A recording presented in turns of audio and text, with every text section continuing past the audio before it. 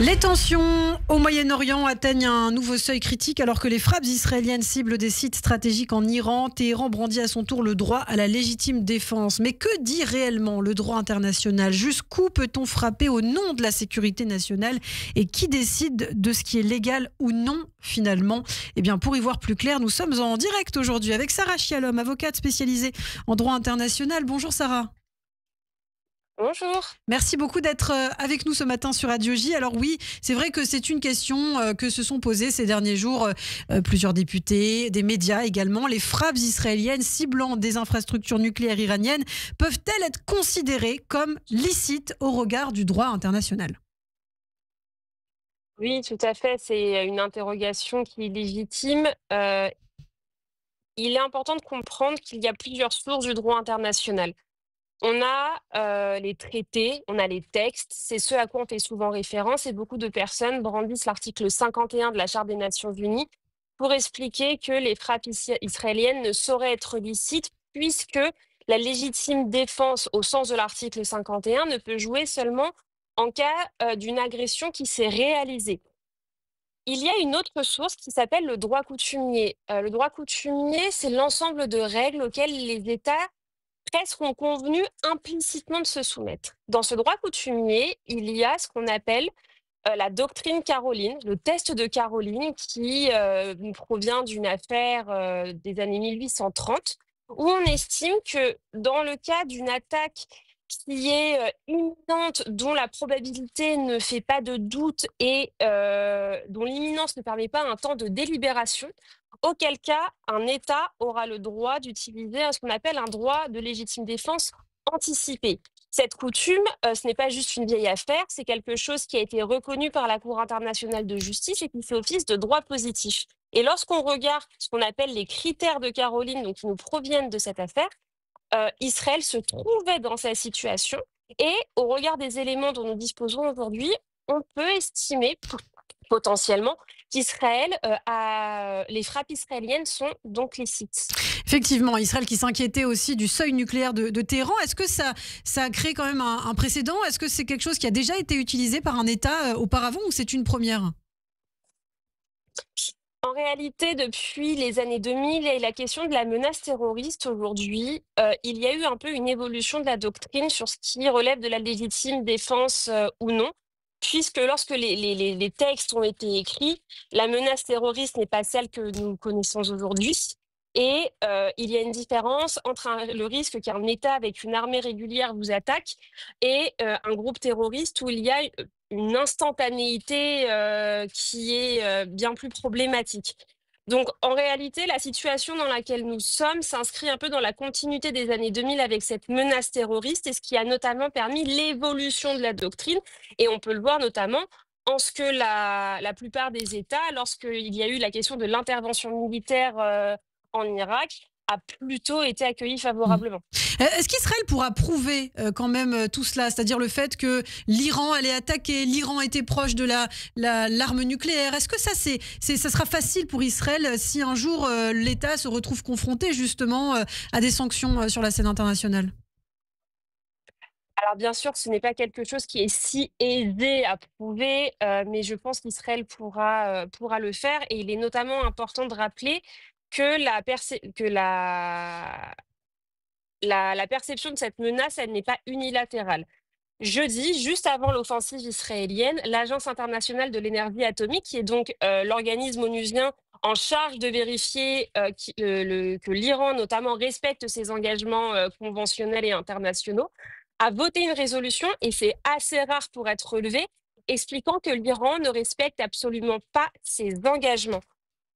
C'est très important de le noter parce qu'on n'est pas dans un cas comme celui en 2003 où finalement les États-Unis avançaient le risque d'une menace, mais finalement en n'apportant aucune preuve. Là, on a une résolution onusienne, alors qui ne va pas dire que l'Iran est en train de fabriquer une ogive nucléaire, mais qui est en train de dire en tout cas que les limitations qui étaient les siennes, finalement, ne sont absolument plus respecté et c'est très important de le noter. Eva, vous avez une question pour Sarah? Sarah, le problème aussi ici, avec tout ce que vous nous expliquez ou qu'on croit comprendre, c'est qu'on se trouve un peu dans une zone grise. Effectivement, l'Iran ne respecte pas ses engagements, comme le dit l'AIEA, mais on n'est pas certain que l'Iran fabrique des ogives nucléaires, des bombes nucléaires.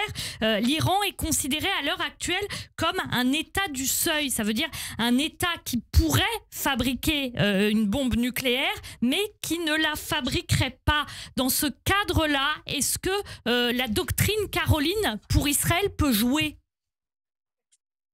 Oui, alors il est très important de comprendre qu'en droit international, c'est un ensemble de règles et que justement, c'est rarement tout noir ou tout blanc. Parce que le droit international, c'est aussi quelque chose qui évolue, la coutume évolue.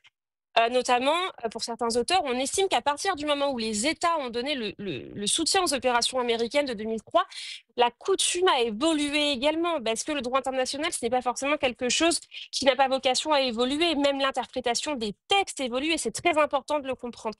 Donc le fait que tout ne semble pas tout noir ou tout blanc, finalement, ce n'est pas tant un problème, c'est même l'essence du droit international.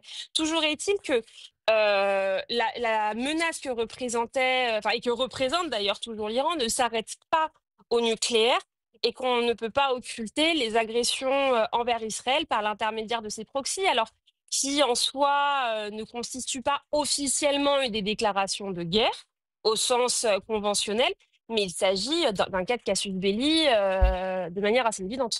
Justement, hein, les attaques du 7 octobre commises par le Hamas, on sait désormais que le Hamas est soutenu par l'Iran. Ensuite, il y a eu le Hezbollah, on le sait, c'est un bras armé de l'Iran. Ensuite, il y a eu les Houthis qui ont aussi attaqué Israël. Tout ça, finalement, c'est un cercle, un encerclement d'Israël par l'Iran. Est-ce que ça, Israël pourrait le faire valoir en matière de droit international pour dire que ce n'est pas, entre guillemets, une guerre préventive, mais une guerre de riposte?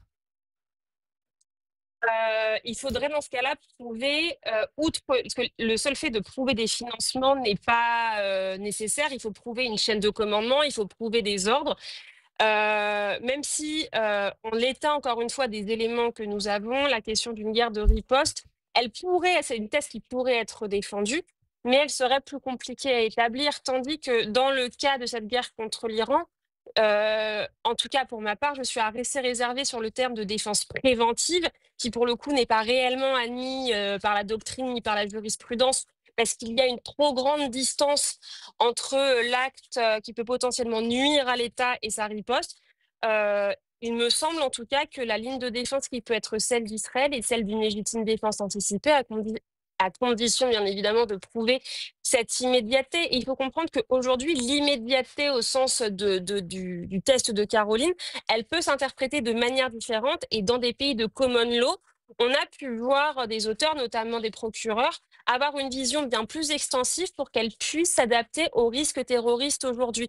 Donc en fait, tout ça est un droit qui évolue. Est-ce qu'Israël aura un jour à en répondre? Nous ne le savons pas, mais en tout cas, au regard de ces évolutions, on peut estimer qu'on est dans le cadre d'une guerre, enfin d'une légitime défense anticipée, auquel cas qui, elle, est admise. L'Iran affirme de son côté, Sarah, agir en légitime défense, mais on voit que les cibles ne sont pas les mêmes. Quand Israël cible des infrastructures nucléaires, l'Iran frappe des écoles, des centres civils. Ça aussi, l'Iran pourrait devoir répondre de ses actes. Tout à fait. L'Iran, comme tout autre pays, a un droit à la légitime défense et des opérations militaires entreraient parfaitement dans le cadre de l'article 51, aussi légitime soient les actions israéliennes. Cependant, une riposte militaire, et d'ailleurs c'est ce qu'on a beaucoup opposé à Israël, et malheureusement on l'entend un peu moins aujourd'hui, une riposte devra répondre à deux critères. C'est celui de la proportionnalité et c'est celui du principe de discrimination, dans le sens où il doit y avoir une proportion entre l'avantage militaire escompté et les moyens employés. Et le principe de discrimination, de distinction, c'est que on doit faire une distinction entre les civils et les militaires. Lorsqu'on regarde aujourd'hui les frappes de la République islamique d'Iran, elles ne répondent ni au principe de proportionnalité, ni au principe de distinction. Une dernière question, Eva, pour Sarah. Oui, le régime islamique iranien ne respecte en rien le droit et le droit international. On le voit notamment avec ce qu'a dénoncé l'AIEA. Lorsqu'un État comme l'État du régime islamique iranien ne respecte pas le droit international, est-ce que l'autre État belligérant qui l'attaque doit le respecter, lui, scrupuleusement dans tous les cas? Ou alors, est-ce qu'il y a des ajustements qui sont possibles? Non, d'ailleurs, c'est tout le principe du droit international. Ce n'est pas parce que comme vous le disiez, l'autre partie belligérante ne le respecte pas que ça vous en affranchit. Et c'est d'ailleurs, on a pu le voir, ça a été le défi pour Israël, et c'est un défi qui, selon moi en tout cas, a été globalement relevé, c'est continuer à respecter le droit international parce que Israël est un État de droit. Israël n'est pas un État, on a pu entendre parler d'État voyou dans les années 2000. Ce n'est pas le cas d'Israël. Et aussi difficile que cela puisse être lorsque vous avez un État qui s'affranchit d'absolument toutes les règles du droit international, parce que c'est très compliqué de savoir quelles sont les règles que la République islamique respecte. Israël devra continuer à se soumettre au droit international et notamment au droit international humanitaire. Et c'est ce qu'Israël fait en visant des sites nucléaires, en visant des infrastructures militaires et en visant du personnel du haut commandement militaire. Eh bien, merci beaucoup, Sarah Chialom, avocate, experte en droit international. Merci infiniment d'avoir été avec nous ce matin sur Radio J. On vous sollicitera évidemment au cours des prochains jours, des prochaines semaines. On aura certainement besoin de vous pour nous éclairer davantage encore sur ce qui se passe. Ne bougez pas tout de suite. C'est ce que le monde doit aux Juifs. Votre chronique avec Caroline Amouyal. Et puis juste après, la santé avec le docteur Serge Rafal. Une enquête pour étudier la dangerosité des principaux polluants environnementaux. À tout à l'heure.